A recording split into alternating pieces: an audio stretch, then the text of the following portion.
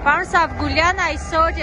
Ուժեղ Հայաստան կուսակցության քարոզարշավի ամփոփիչ հանրահավաքն է։ Ես կխնդրեմ նշեք քարոզարշավին ինչքանով եք հետևել, ինչ տպավորություններ ունեք, ինչպես է ժողովուրդը ընդունում Ուժեղ Հայաստանին։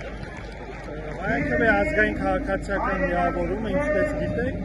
ակտիվ մասնակցել է Ուժեղ Հայաստան դաշինքի քարոզարշավին եւ այս ընթացքում կարելի ասել, որ Ուժեղ Հայաստանը որպես նորաստեղծ քաղաքական ուժ հնարավորինս կարողացել է հագեցված ընտրաշավ իրականացնել եւ ինչպես տեսնում եք, բնադիր ուժերից ամենահամարձակներից մեկն է, որ կարողացել է հանրապետության հրապարակում իր ավարտական, այսպես ասած, հանրահավաքը միջոցառումը կազմակերպել։ Այս բազմամարդ հավաքը ինչի մասին է վկայում։ Սա վկայում է այն ամենի մասին, ինչ մենք ամիսներ շարունակ մեր հանրությանը զգուշացրել ենք, ուղերձներ ենք ուղարկել, մարդիկ ուզում են ապրել իրենց հայրենիքում, իրենց երկրում եւ չեն ուզում այն կիսել ադրբեջանական զավթիչների հետ։ Պարոն Սավգուլյան, նաև մենք քարոզարշավի ամբողջ ընթացքում տեսանք, որ հակակոռուպցիոն կոմիտեն տարբեր գաղտնալուծումներ է իրականացնում, ձայնագրությունների տեսքով հրապարակում է եւ հիմնականում թիրախում կազմակերպիչներն են, նախընտրական շտաբերի պետերն են։ Սա ինչ նպատակ է հետապնդում, արդյոք նպատակային է։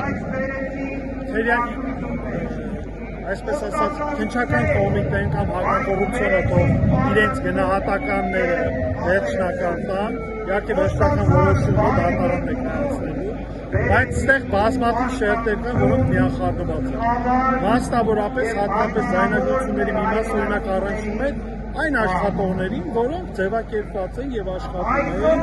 ընտրական շտաբերում, ինչը ընդունված կարգ է, բայց իշխանությունը գնաց ռեպրեսիոն ճանապարհով, ավելի խտացեց ճնշումը եւ սկսեցին անգամ մոնիտորինգ անել,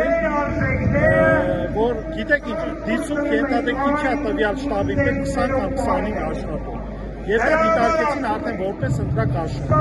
ինչը իհարկե դեռ պետք է ապացուցի։ Իսկ եթե կան նման դեպքեր, միանշանակ Ուժեղ Հայաստանի քաղաքական բնակչությունն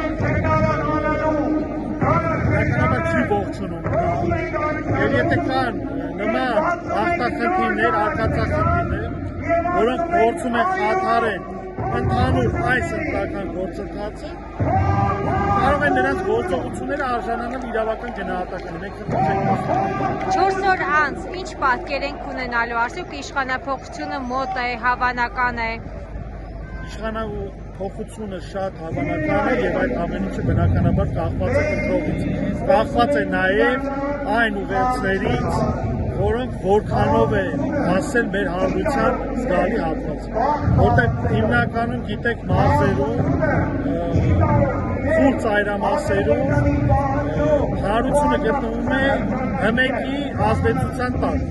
այսինքն խոսքը բավականին դժվար է հասցնել այդ ծայրամասերը մեր բնակչությանը։ Շնորհակալ ենք։